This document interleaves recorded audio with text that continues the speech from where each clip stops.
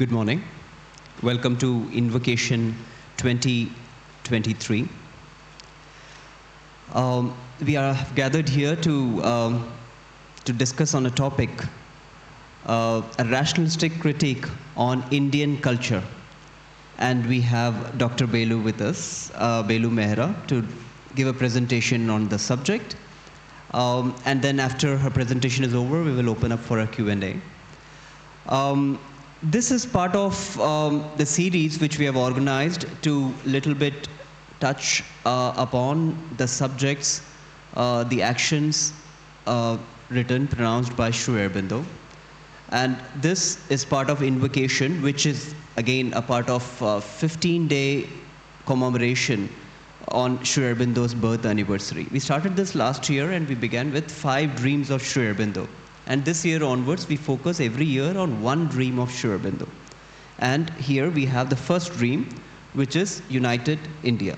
That's how we have organized the programs. Before we begin, I would like to quickly read the first dream of Sri Aurobindo, and then from there I leave the floor to you. So the first dream. The first of these dreams was a revolutionary movement which would create a free and united India. India today is free, but she has not achieved unity. At one moment, it almost seemed as if, in the very act of liberation, she would fall back into the chaos of separate states which preceded the British conquest. But fortunately, it now seems probable that this danger will be averted and a large and powerful, though not yet a complete union, will be established. Also, the wisely drastic policy of the Constituent Assembly has made it probable that the problem of the depressed classes will be solved without schism of fissure. But the old communal division into Hindus and Muslims seems now to have hardened into a permanent political division of the country. It is to be hoped that this settled fact will not be accepted or settled forever, or as anything more than a temporary expedient. For if it lasts, India may be seriously weakened, even crippled. Civil strife may remain always possible even a new invasion and foreign conquest. India's internal development and prosperity may be impeded, her position among the nations weakened, her destiny impaired or even frustrated. This must not be. The partition must go. Let us hope that may come about naturally, by an increasing recognition of the necessity not only of peace and concord, but of common action. By the practice of common action and the creation of means for that purpose. In this way, unity may finally come about under whatever form. The exact form may have a pragmatic but not a fundamental importance. But by whatever means, in whatever way, the division must go. Unity must and will be achieved, for it is necessary for the greatness of India's future.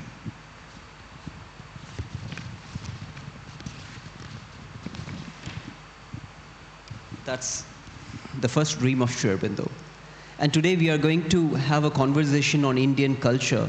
Put this in the context of common action, what he really referred to, and how after all these years, this is 77th independence year also, how do we put view Sri Aurobindo's words in today's context? This is what we all will be looking forward to.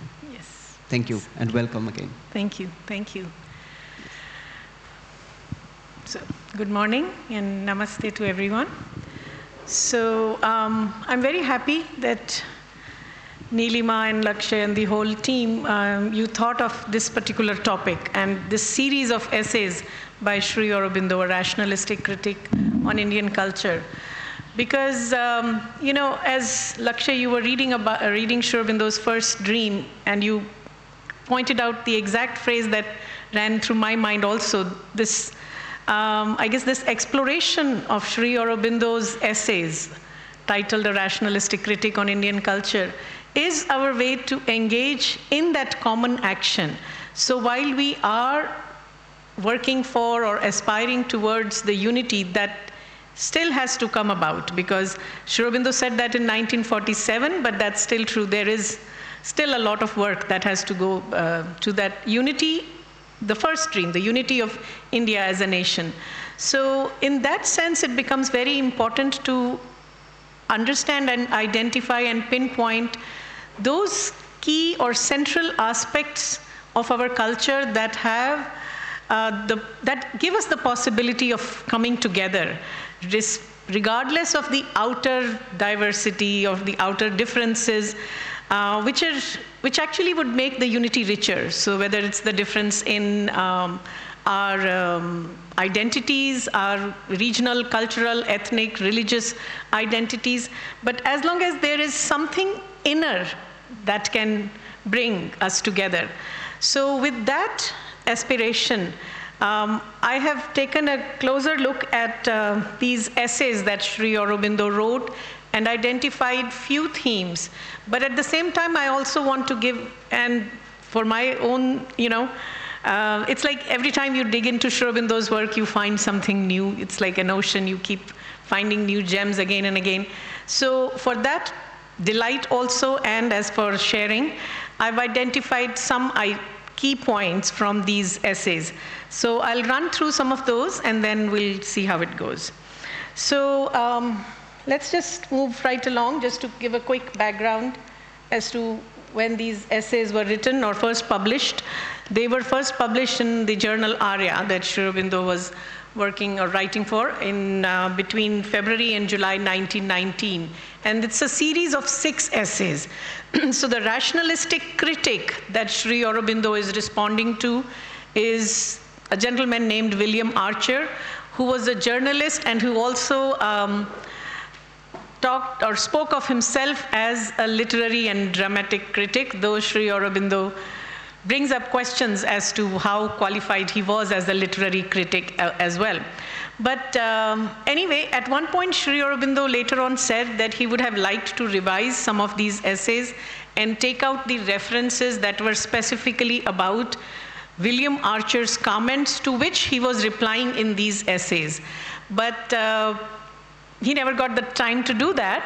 But I think as lovers of Sri Aurobindo and as people who delight in his writings, there is a special joy that you get in reading through these essays, because there is a lot of interesting use of satire, humor, and polemic that Sri Aurobindo is using. So as a work of literature, these are marvelous essays, how he's replying to some of the comments by these William Archer.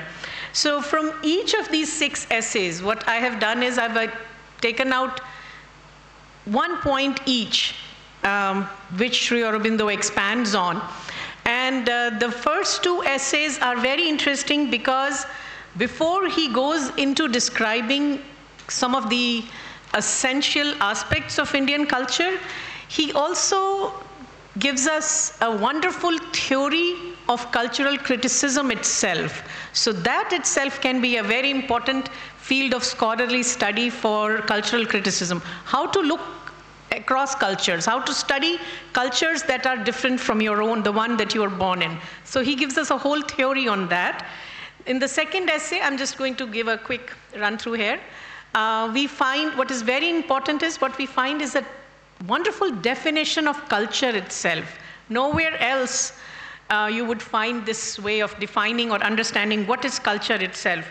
In the third one, he focuses more on the life-affirming aspect of Indian spirituality and how that has not been understood or even, given a good weightage, not just by the rationalistic critic. See, this rationalistic critic does not have to be a Western, somebody in the Western body. One of the reasons why these essays are important is because there are a lot of rationalistic critics within India itself. So it's I guess the dialogue is between 2 ways of looking at existence, life, and Indian culture. So the one for whom there is nothing beyond rationality and reason, and for the other mindset or the other mentality which begins with spirit as the essential first truth, and everything else as an expression of the spirit. So in that third essay, he speaks about this major misconception that is out there about Indian spirituality being an inward turning, navel gazing, extremely wee metaphysical kind of thing. So he will talk about the life affirming nature of Indian spirituality. In the fourth and the fifth, he speaks on specific aspects on what's the difference between an Indian and a more rational / Western materialistic outlook on religion, and Indian versus rationalistic view on life, outlook on life, and the goals, the aims that one should have in life. And finally, in the sixth one, there is quite a bit of discussion on, again, something that's very important in a culture, how individual connects with the societal frame. What's the connection between individual and society, and how together they are moving toward some sort of a goal for higher perfection. So moving right along with the first one about the theory of cultural criticism. And Sri Aurobindo speaks of three ways of seeing a culture that is different from one's own. One is where we identify with the spirit of the culture.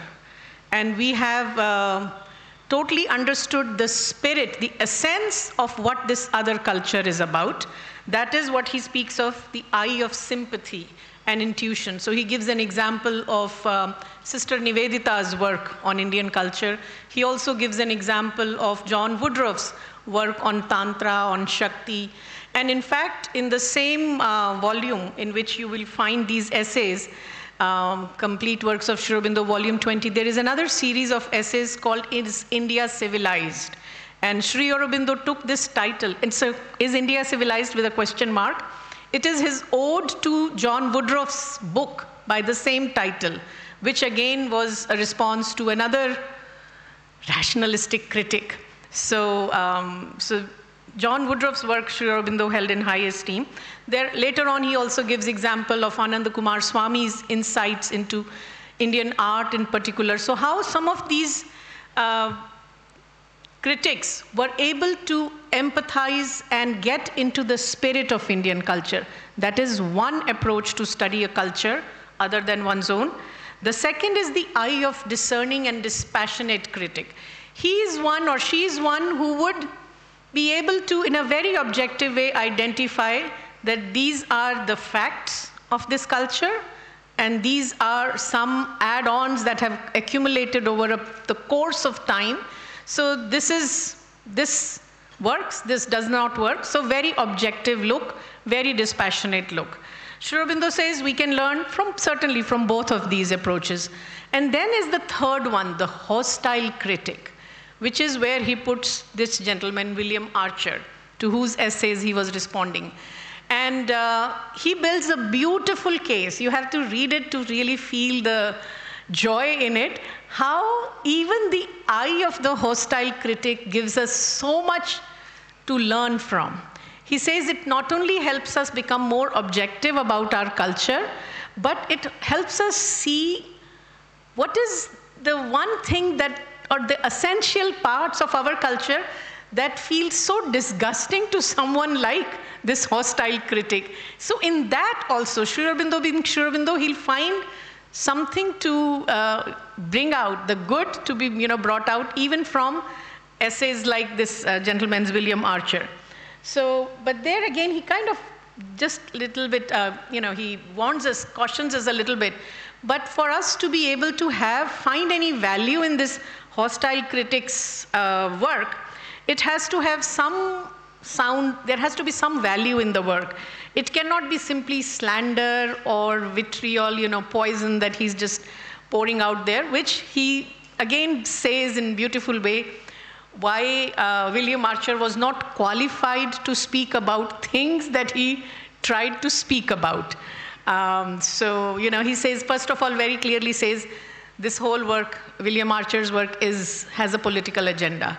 So, which was that, to show that Indian culture is so inferior and Indians will not be able to, they're not qualified to be independent, to be free. So he speaks very clearly about that it's, to damage, that India must be proved barbarous in order to destroy or damage her case for self-government. So he said, this political agenda, we have to first leave it aside. That itself makes his work not worthy.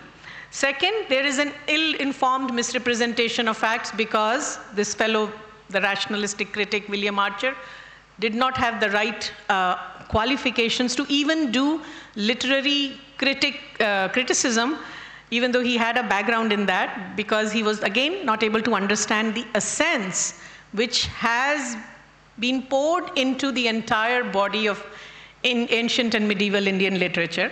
But he said, okay, we can leave that aside. And yet, Sri Aurobindo says we have to look at his work. So these two first reasons could have been easily, he said, I don't need to reply. But yet, he takes the trouble to write 100-page worth of essays to reply to the criticism because of this last point, he says, because there is much in Archer's writing that even though he says it expresses crudely, but still with sufficient accuracy, the feeling of recoil of the average Occidental mind, average Western mind, at its first view of all that is unique and different in Indian culture.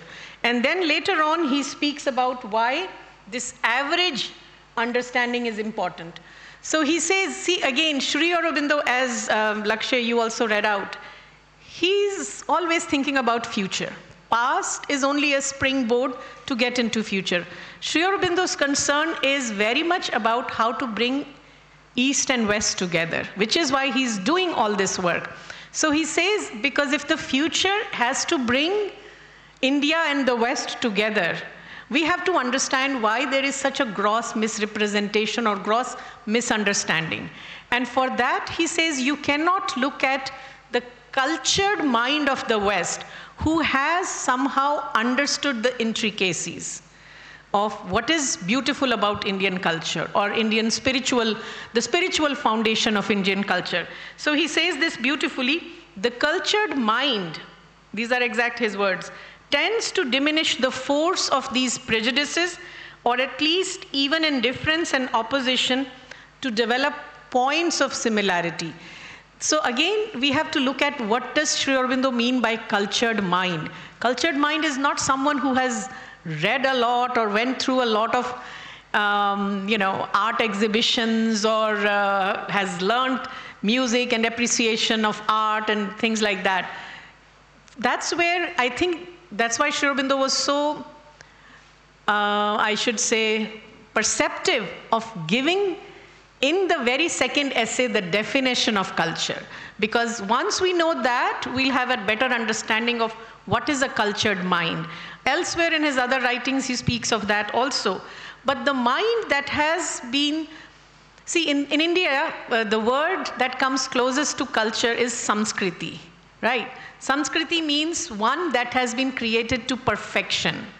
That's Sanskrit, Samskriti. Kriti is created, some meaning whole, all, total, complete. One that has been created to perfection. It's that cultured mind which has perfected itself.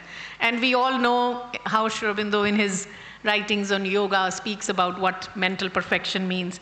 So the cultured mind is not going to be so much bothered by the differences. It will also go in for, always go in for similarities, how to bring things together, to create a sense of harmony.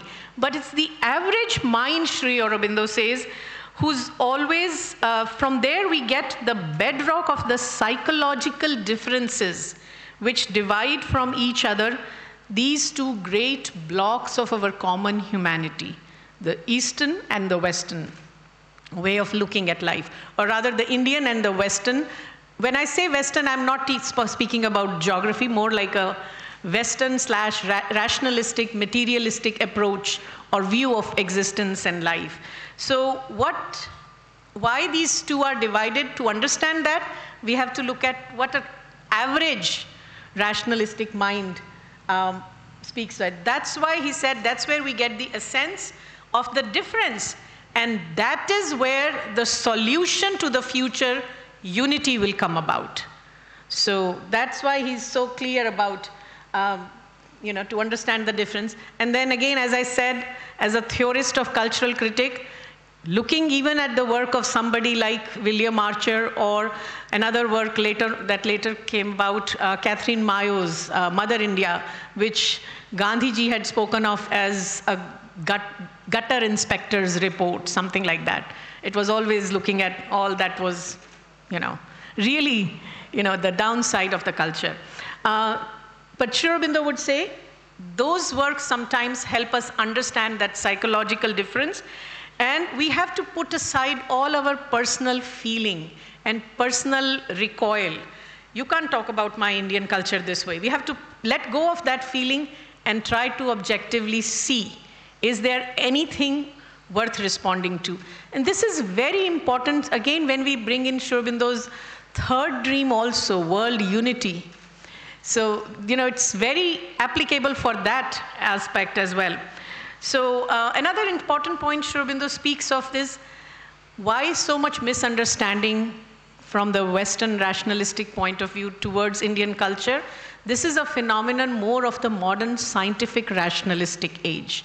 He said the ancient Western Occidental mind, the ancient Greek mind, would have much less difficulty getting into the spirit of Indian culture because the pursuit of perfection was there, inherent in that culture also, even though their approach to it was very different. So the pursuit of aesthetic perfection, the pursuit of even intellectual perfection was there in the ancient Greek. Except what has happened in the modern scientific rational Western culture is there is a lot of utilitarianism and elevating of the reason, practical reason as a godhead that has happened, which was not necessarily the case in the ancient Occidental culture. So this is so far about the first essay. As I said, the key thing that we can derive from the second essay is this very definition of culture.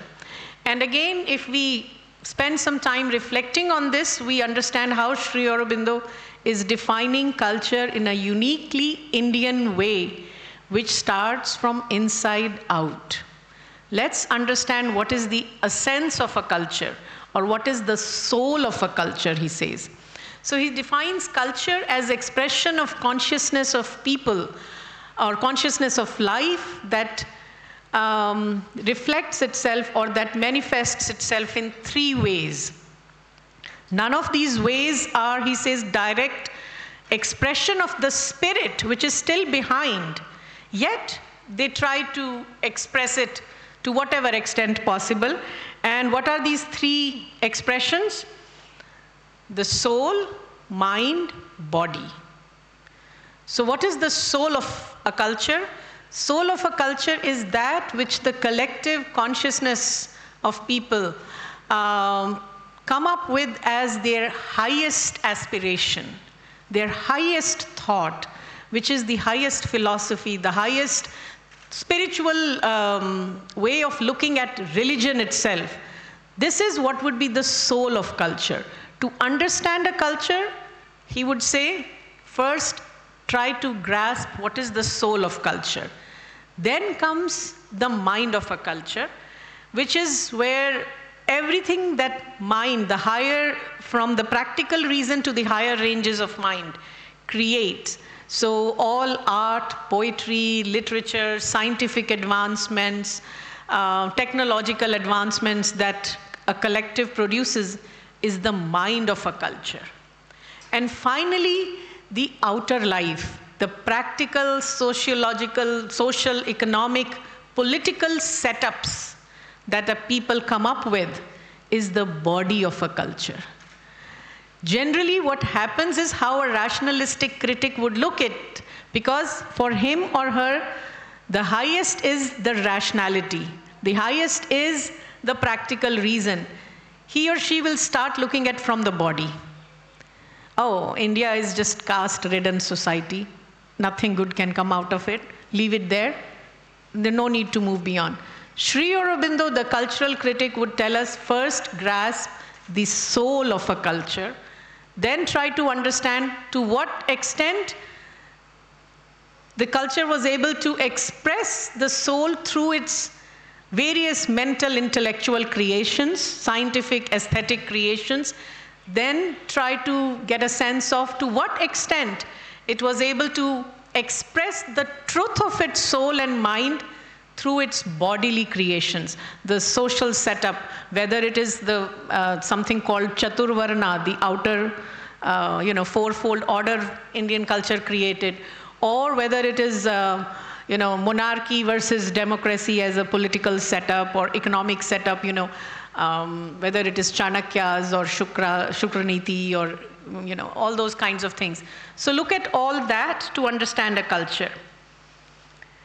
In the same essay, he speaks of several key characteristics of Indian culture. I'm just pointing out one or two because everything else gets sort of, reflected through these. The first one is what is unique about Indian culture is that it is the soul that has led the advance of the culture. So it is the highest philosophy, the highest spiritual thought that forms Indian religion. So when Sri Aurobindo uses this word Indian religion, as I understand it, he's referring to all those religion, because see, in India we don't have the word religion, we had the word dharma, which is nowhere close to religion. And yet, if we are living in 21st century, we are using these words to identify different faith systems. By Indian religion, he refers to all those faith systems that have their origin in what we in India call as Sanatan Dharma. So whether it is Hinduism, Buddhism, Jainism, Sikh, Panth, and within there are several sects within Hinduism, Buddhism itself, even Jainism, there are several subsects. So all those that find their origin in Sanatan Dharma. What's the highest spiritual thought behind that? It's that which has led the advance of Indian culture and civilization, and mind and body have tried to follow it to whatever extent possible. This is one very important and very unique thing about Indian culture and civilization, which often the rationalistic mind will miss. And the second thing is that Indian culture has always been a more spiritual, inward turning culture. Even when it emphasizes all outer life, it would never allow us to forget that there is a spirit behind, that all this Leela that we are part of, there is a deeper truth behind it. Enjoy the Leela as much as you want, but always remember the truth is behind all this. So that's one very important. And this is where Sri Aurobindo gives us two very important terms: rationalistic modernism and spiritual modernism. India is not 5th century or 18th century or 19th century. India today is 21st century and 22nd, 23rd, and yet we have to bring all that with us. So Sri Aurobindo says in a beautiful passage that one of the things India should be telling, or an Indian mind should tell the rationalistic critic, is first come up to my level of spirituality, and then I will show you what spiritual modernism could be like. But we haven't understood that. That is why we see our own inner conflicts. It's not just the conflict between Hindus and Muslims and Christians and this and that, or languages, or north, south, east, west, but it's this conflict also. We have to be modern, but we don't have to be modern in the rationalistic modern sense. We have to be modern in the spiritual modernistic sense. What the spiritual modernity of India will be for present and for future, that is for all of us to work through, to aspire. So this is why I think even though these essays were written in 1919, they still carry those seeds of truth that are so relevant for us today. Last week I was in Kolkata and I was talking to somebody, and we were looking at, we were just talking about the house in which Gandhi was born in Porbandar, and a few years ago I had visited that, and this was in Sri Aurobindo Bhavan, Kolkata. So the house, there is some controversy or something not clear exactly about whether Sri Aurobindo was born in that house because of some historical records, and yet that is considered at his birth, as it has been agreed that this is his birthplace. So we were talking about how Porbandar's house, where Gandhi was born, and how ill-maintained it was, and there was some sort of like, you're still living in old times, and there's not, modernity hasn't touched that building, and yet in Sri Aurobindo Bhavan, even though it can still use a lot of maintenance, yet modernity was part of the very outer construction of that building itself. And we were talking about how in certain parts of India there was much resistance towards modernity. This is during the British time. And certain parts of India, especially Bengal, where modernity had come in. But yet there is this interesting issue to explore, whether this modernity that India needs to have has to be only a copy of the rationalistic West, or it can be something like the spiritual modernism that Sri Aurobindo speaks about. So that's that. And then Sri Aurobindo takes us to two key questions. Sorry, I should go back. Oh, what are these two key questions?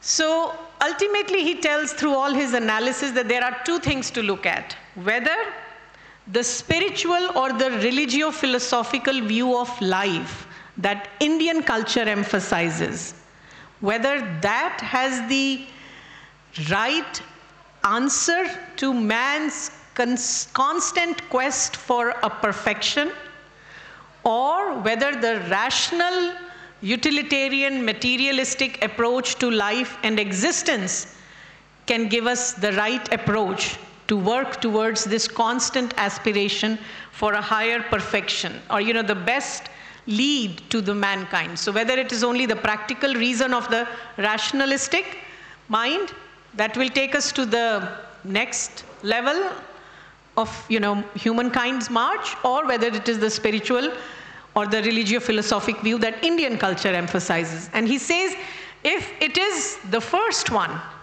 if it is the Indian spiritual, if it's the spiritual religio-philosophic view, then we have to ask that the expression that India gave to that view, it's not a conflict between India and West, essentially. It's a conflict between two ways of looking at life, two approaches to look at life and existence and meaning of life and aim of human life.